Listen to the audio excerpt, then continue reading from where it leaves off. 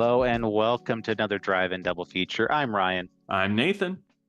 and this is the podcast where we talk about two movies a week every Tuesday and Thursday. But before anything at all, we have a Patreon over at patreon.com/Drive-In Double Feature podcast. Nathan, I was at my local uh, NASA museum the other Mm. day, Yeah, there's and one everywhere.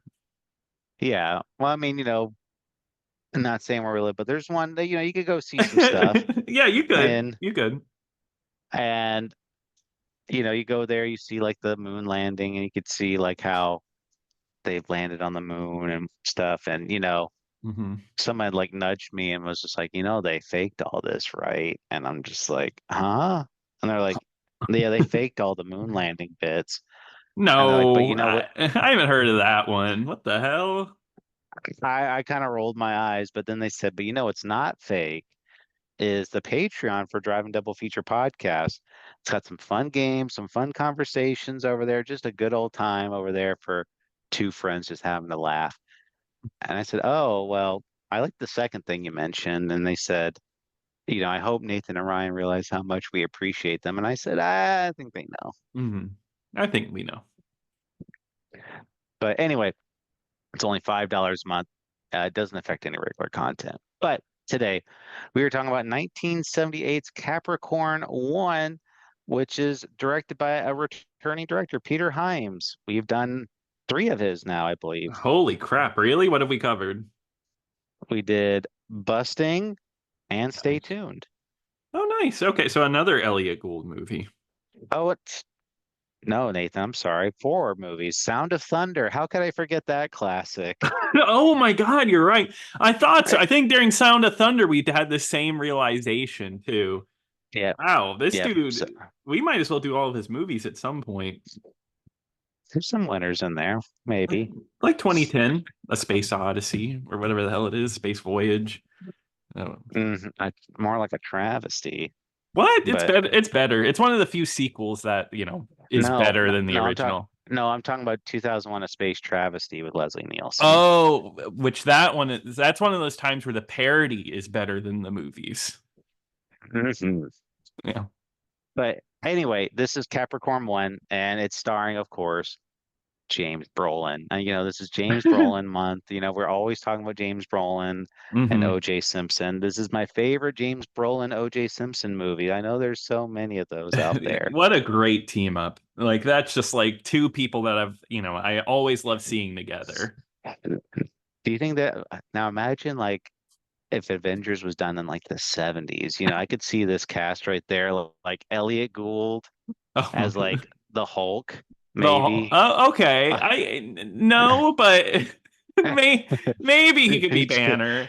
Get, just like James Brolin as like Iron Man, Yeah. do like OJ Simpson as Captain America. That'd be really, Yeah, yeah. Uh-huh. Sam Waterston is Thor. Okay. Now you're selling me. Yeah, and Hal Holbrook, he gets to be Nick Fury. Yeah, yeah, that would be great. Oh wow. But yeah, no, it was funny. Like I knew obviously Elliot Gould was in this one because this is Gould month, and I was just wanting to keep Hmm. on with that theme. And I looked in here and I thought it was going to be like a little sci-fi movie, which it's not, but Hmm. it ends up being like a thriller, like a conspiracy theory thriller type of movie. Yeah. Um, I was very surprised when I saw the cast, like when we saw, because this movie is about they're doing a space launch out into Mars, and they are hoping to become like the first three astronauts on Mars, which are played by, like we said, O.J. Simpson, Sam Waterston, and James Brolin. Hmm. So how the movie kind of starts is they're all kind of loaded up onto the space shuttle. They're all preparing to go into orbit. And then immediately they kind of go like, no, we got to stop this right now. And they pull all the astronauts off the space shuttle and take them to like an undisclosed location. And, Hal Holbrook appears and he's just kind of lays it out. And he's like, hey, look, like we are kind of losing this space race right now. Like we want to be the first people to get on Mars, but technology is not really there yet, and we really can't um, do that right now. So, um, what we're going to do is we're going to send an unmanned space shuttle into orbit. Then we're going to have you guys stay here, and then we're going to film you being on Mars on this film set. It's so wild, the whole, because this is the first 15 minutes of the movie, and he's like, he brings him in, and he's like, "Oh, behind this door, you're gonna be surprised." And he opens the door, and yeah, there's the giant Mars set with the lander on it and everything, and pretty much setting up these astronauts who had trained for, I'm sure, years to get to this point, and just telling them like, "No, you're not going to space. We're gonna hold you here captive." And like he like threatens their family. I didn't know it was gonna be that it was gonna go this high up where he's like, yeah, their family is in a helicopter getting flown out and there's a bomb and I'll blow it up if you do anything. It's like, oh God.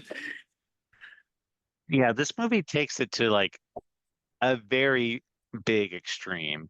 A surprising And extreme that NASA would have this kind of power. it's- Like I mean, I get it. It's the government. The government has power, but NASA, but it doesn't seem like the government, like the president side of things, they don't seem to really care about space at all. no, I mean, the they seem pretty uninvolved in the whole situation, and it's like Hal Holbrook is kind of like leading this whole charge, Hmm. and anybody that even like has like a breath of like even like a mild questioning of the space shuttle, they're dead. They disappear. They Yeah. will never coming back alive. It's crazy that like he loves this space program and he needs to make sure that it stays up.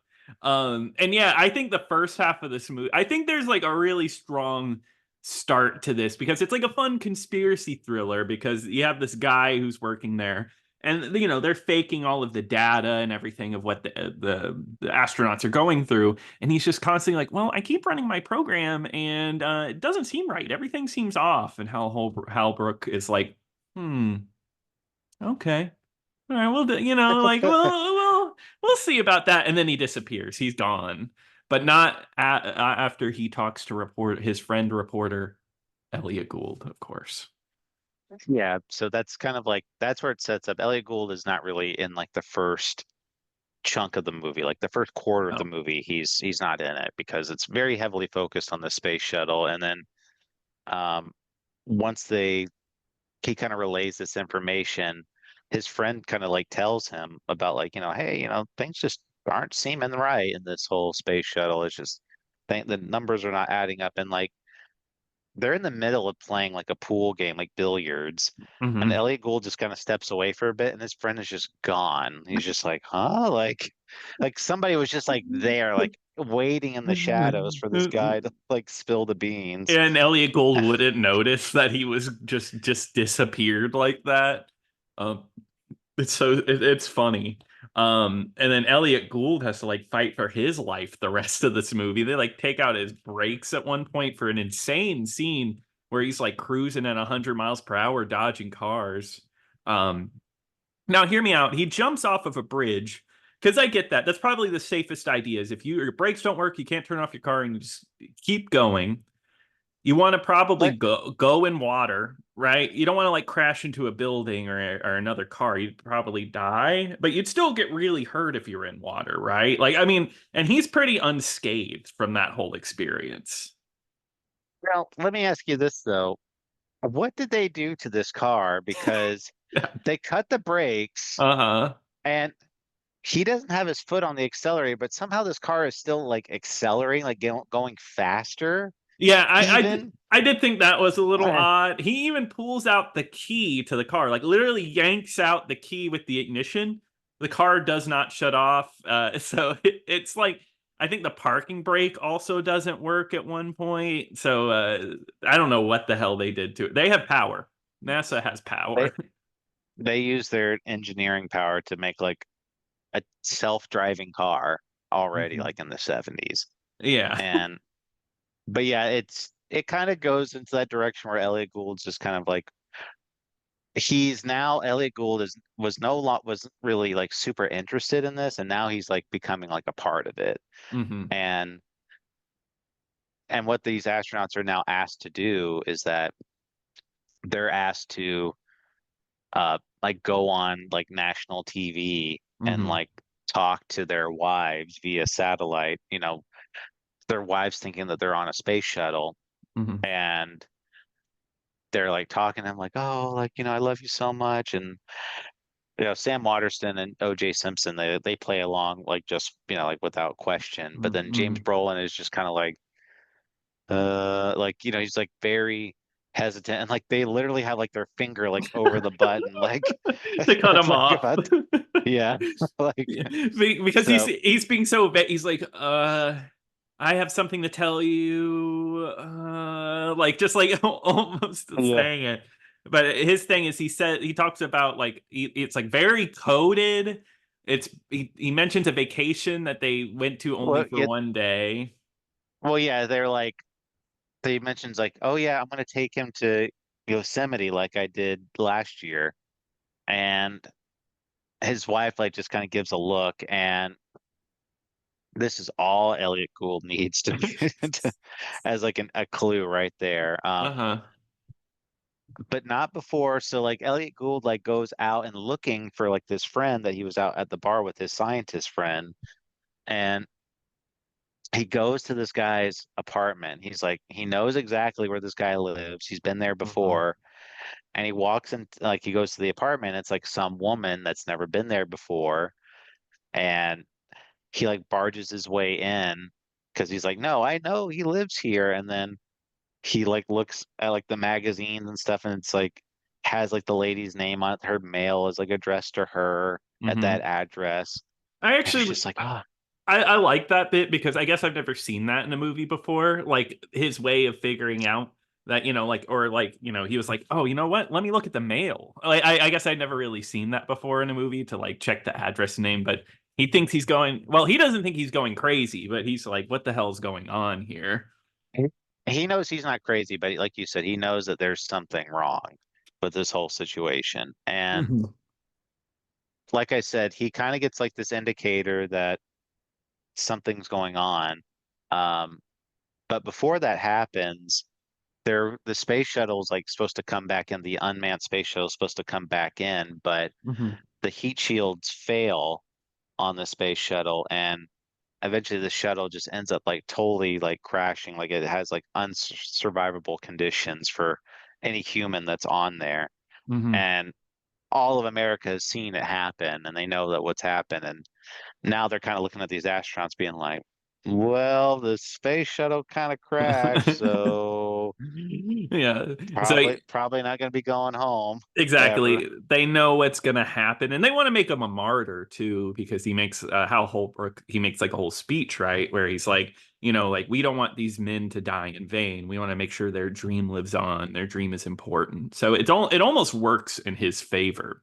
Um but but the astronauts do escape after this and that's kind of the setup to the second half of the movie, which for me, not that the second half is bad. I like the conspiracy thriller stuff, but I thought the astronauts being out in the desert, I did not like that at all. I thought those were such boring moments in the movie. I wanted them to get away from those moments the whole time. I wasn't into that whole deal.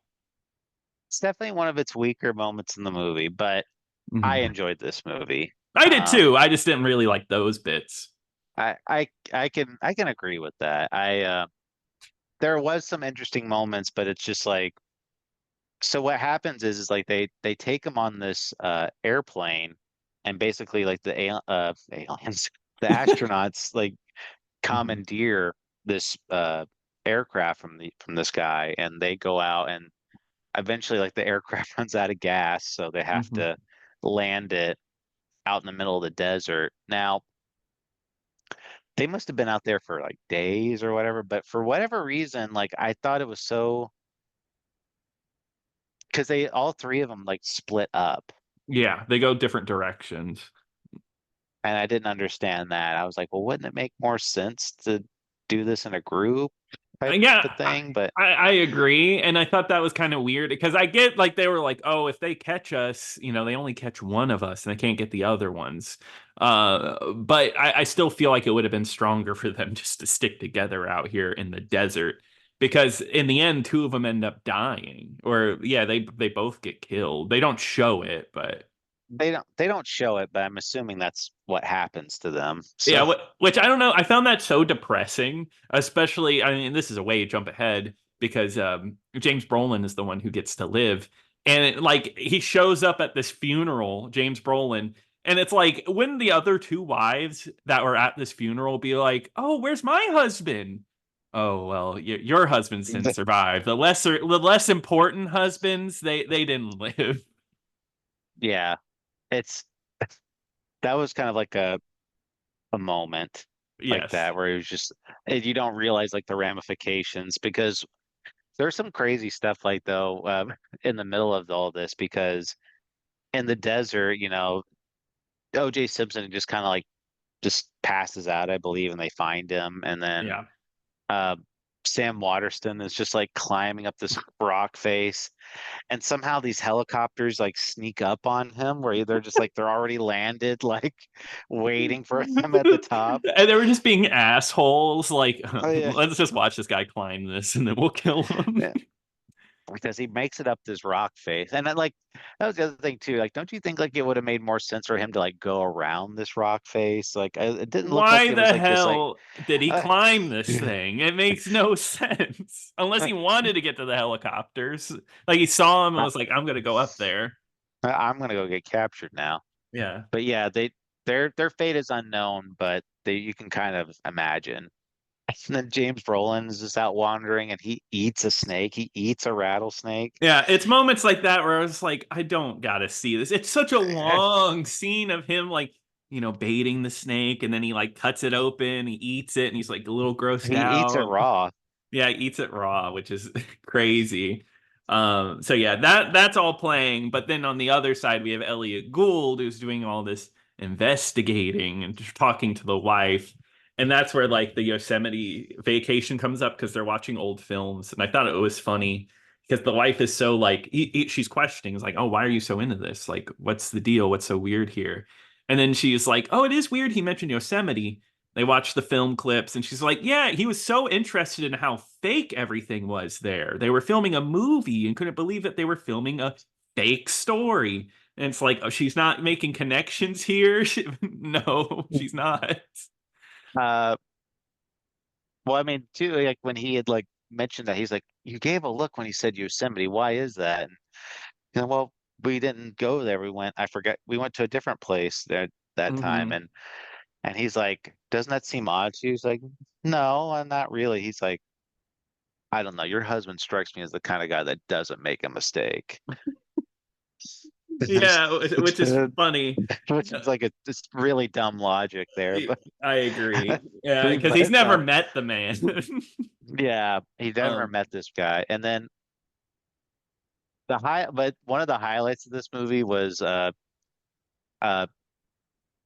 Elliot Gould like he like rents this airplane and a pilot who's played by Telly Savalas. yeah, Telly Savalas shows up and his he calls everyone a pervert. That's like Well, his thing. yeah, he's like he had some really funny moments. He was just like, "Oh, like you must be a pervert of some kind. I don't know, you don't have any particular reason to go on this airplane, so you must be a pervert." And he's like, okay, well, how much is it going to cost me? It's like $100. Like, all right, here you go. He's like, actually, it's 125. He's like, well, why did it change? He's like, well, you said 100, so you agreed to the 100 so easily, so you definitely got 25 more dollars. Yeah. Well, that's after he's like, "Oh, do you see that sign up there? The A and A? Can you guess which A I am?" Well, he's both A's. And he's like, I think he calls even his son a pervert. It's like he's a Yeah. pervert. Yeah, but that and they take a crop duster out and they actually save James Brolin at a gas station from helicopters, and it ends with a pretty big action sequence of a helicopter plane chase at the end. A lot bigger than I was expecting. Yeah, it ends on I think a pretty exciting note where it's like they're trying to get him on, but like he's having to like run to the plane, and James Brolin is just like hanging off like one of the wings of Yeah. the crop dusters, like as it's flying. Yeah, Tom Cruise, it's not that impressive. I've seen it before. Yeah, exactly. Hmm. Um, but they take him to the funeral, like because they just on the same day they happen to be doing the funeral for these astronauts because they told America that these astronauts had died, Hmm. and James Brolin comes running up, and then the movie just kind of does like a slow mo where it's just like almost stuttering effect, which is like Yeah. and then it's like just of James Brolin running with like a big smile on his face. Yeah, it's a bad ending. Like I mean like the ending's good, just the way it's like edited is really odd because also the wife is happy to see him, but that's like in regular speed and then it cuts back and forth between regular Right. speed and slow motion and it's just like it looks really bad. Um but I guess it's a happy note. Only one husband lives, but at least someone lived. But I guess I would have been in I know it's the 70s. They love to just end movies. And nowadays they would definitely do like a little more of like, okay, well, this is what happened because the conspiracy was broken They do out. like the epilogue or whatever, where it's just like NASA was shut down permanently Yeah. after Just yeah, how just like real life. Hal Holbrook was publicly executed. Yeah, I see. I want that. I want that. But no, it's the 70s. In the 70s, they were like, okay, this character arc's over. The movie's over. Okay, this movie's ended. We're just gonna finish it off. There's nothing else to talk about here. They want credits. Yeah, exactly. That just like I think Joe has a very similar ending where it just is like it's over, He, people. he shoots his daughter, and then the credits play. Good God. Which another one with like what we talked about on Tuesday. It's another one we got to get back to. Joe too, right? That's right. Joe Dirt. Joe That's right. Dirt. Yeah, the Crackle one, the Crackle exclusive Joe Dirt. Everyone loved that one. Hmm. But yeah, I enjoyed this movie a lot. I think it's missing a little bit of something to make it great because it's good. I liked it, but it doesn't quite have like all the key elements to make this like a hidden gem for me. But it's still a really good movie that I enjoyed. No, yeah, this is a really solid like political thriller. I had heard of this movie before, never knew of like the actual plot of it, but I really enjoyed what I watched. It's the conspiracy bits are good. There are bits I don't like. I don't like the desert stuff. And like you said, there's just like an element missing. Like, and I think that's why this one isn't talked about as much anymore. Probably it's just because it just it doesn't have a particularly strong element, but it is just like one of those movies where it's like a good story. So you kind of just appreciate watching it. So that's one I can easily recommend, like a light recommend. Yeah. Um, but that's gonna do it for my Gould month. I do want to say before we go into our ending spiel, how much I do like, it kind of started out just as a joke because it was like, oh, who would do like an Elliott Gould month where we only talk about Elliott Gould movies? But Hmm. and this is the second time I've done it. I just each time I just like, man, like this guy is really good. Like he's so charismatic, and Yeah. he's a pretty likable guy in like all of his movies, and No, I have a deep appreciation of Elliott Gould now. Like way, I always kind of liked Elliott Gould. Like you said, he's like a likable guy. But now I'm like, yeah, he's always like a really good presence in a movie, no matter what. Like he could be in garbage, and I'm still like, I like this guy. yeah, he's always a really welcome addition to a movie, and I'm glad that I actually can go experience, what a star he was when he could Yeah. do all these leading man roles. Because now he's just kind of like he's in the twilight of his career, and he gets like old man type of roles, and he's Yeah. not really in a whole lot anymore. So it's nice to go see when he was at his peak. Hmm. I'm surprised, and it's cool. Like at the time he was in that, he was able to star in movies. He screams character actor to me. And at one point he was, but during this time he was a leading man. He is the top billed actor in this movie, and he's not in the whole movie either. So I don't know. I think it's cool that at this time that he could do that. And I think that's all personality. It's all like likability and personality. You can definitely see why he was one of the go-to people for leading men in the 70s. Yeah, for sure. But that's going to do it. So, Nathan, what are we going to be talking about next time? All right, it's time again for Sawzilla. So we are going to be talking about Saw 6. It's so easy. I don't have to remember subtitles or anything like that. I get to, well, not for long. But right now it's just Saw 6, people. Yeah, but Ryan, what are you going to be talking about on Thursday? Well, Nathan, we are going to be talking about Godzilla versus Mechagodzilla 2. And of course, that is streaming on the Roku channel right now. Well, you know us at Driving Double Feature, we love the Roku channel. Oh, we did. We did one other movie. We did uh The Public Eye, the Joe Pesci movie that was on the Roku Oh, channel. I remember. God. Wow. That you Uh, pulled that one out. I forgot I- about that one. That was a good one. that was a good movie. But if you have any thoughts and opinions, please email us over at drivingdoublefeaturepodcast@gmail.com.